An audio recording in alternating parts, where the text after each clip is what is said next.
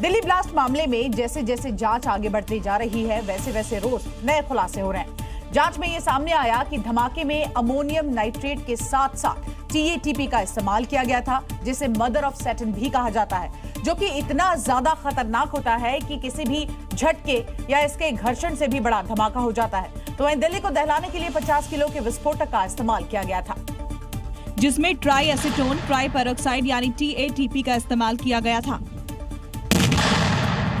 जिसकी मदद से विस्फोटक और ज्यादा शक्तिशाली हो गया। इसका असर 50 मीटर नीचे तक महसूस किया गया, जबकि इसके टुकड़े 50 मीटर के दायरे में फैल गए थे। कार में मिले एक बड़े बैग से पता चला कि बम का आकार काफी बड़ा था। 40 से 50 किलो के विस्फोटक में ट्राई एसीटोन ट्राई पेरोक्साइड यानी TATP मिलाया गया था।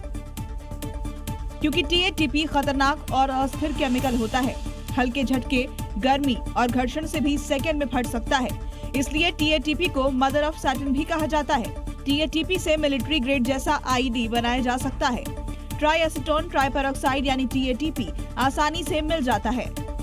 धमाके में अमोनियम नाइट्रेट और TATP का इस्तेमाल किया गया था, क्योंकि मौके पर कोई छर्रे या गोलियां नहीं मिली थी, मतलब धमाके के लिए केमिकल बम का इस्तेमाल किया गया।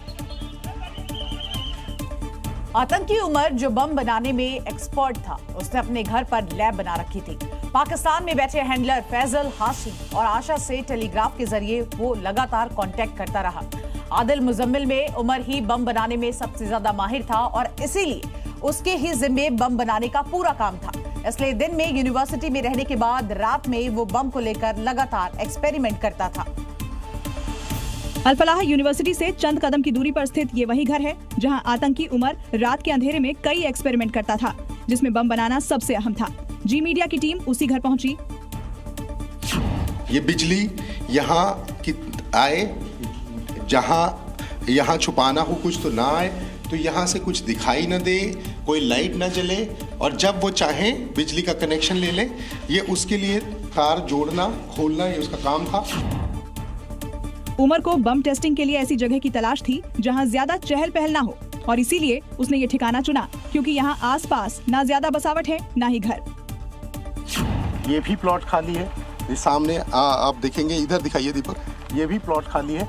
तो यहाँ उसको बहुत ही सेफ सिक्योर डेन मिल गया। दावा है कि उमर एक्सपेरिमेंट के दौरान पाकिस्तान में बैठे हैंडलरों के संपर्क में रहता था और हर अपडेट उन तक पहुंचा था। आसपास के लोगों के मुताबिक सुबह होने से पहले ही वो घरार से निकल जाता था। छोटे छोटे बॉटल्स टाइप कुछ पड़ा है यहाँ, ये आप देखिए, ये सारी चीज़ें। अब इसको छेड़ना ठीक नहीं, क्योंकि ये एक एग्जामिनेशन का जो है वो हिस्सा है। आतंकियों ने फरीदाबाद में ही विस्फोटक जमा कर रखा था और शायद उसी अमोनियम नाइट्रेट का इस्तेमाल कर बम बनाने का एक्सपेरिमेंट किया जाता है। और देखिए, आतंकी मुजम्मिल की गिरफ्तारी के बाद प्लान फेल होता देख पाकिस्तानी हैंडलर ने प्लान बी एग्जीक्यूट किया था। हैंडलर ने आतंकी उमर को मेवात भेजा था ताकि प्लान में कोई भी गड़बड़ी यहां पर ना हो, और मेवात में अपने स्लीपर सेल को मदद के लिए एक्टिव किया। इसके बाद खुलासा हुआ कि आतंकी उमर 10 दिन हरियाणा के नूह में भी रहा। जांच में उमर के 10 दिन नूह में रहने वाली मिस्ट्री सुलझाने की कोशिश है, लेकिन एजेंसियों को नूह का एक CCTV हाथ लगा है, जिसमें उमर पैसे निकालने के लिए ATM पहुंचा था। ATM में कैश नहीं होने की वजह से वो दूसरे ATM गया था। इस दौरान उसने ATM गार्ड को किसी दूसरे ATM से पैसे निकलवाने पर पैसों का लालच दिया था। CCTV दिल्ली ब्लास्ट से करीब 1 महीने पहले का है।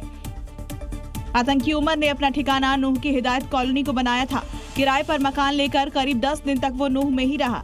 घर अल फलाह यूनिवर्सिटी के इलेक्ट्रीशियन शोएब की साली का है। हालांकि शोएब पहले से ही पुलिस की गिरफ्त में है। देखिए, मैं दिखाना चाहूंगा कि ये वो मकान है जिसमें आगे इसमें 5 कमरे बने हैं, ऊपर छत है जहां पर बैठकर वो चैट किया करता था और इसमें जाकर वो रहता था। तो ये यहाँ से, और जो पड़ोसी हैं, जो चश्मदीद हैं, जिनसे इस घर की छत सटी हुई है, उन्होंने बताया कि वो रात भर 1-1 बजे तक मोबाइल देखता था।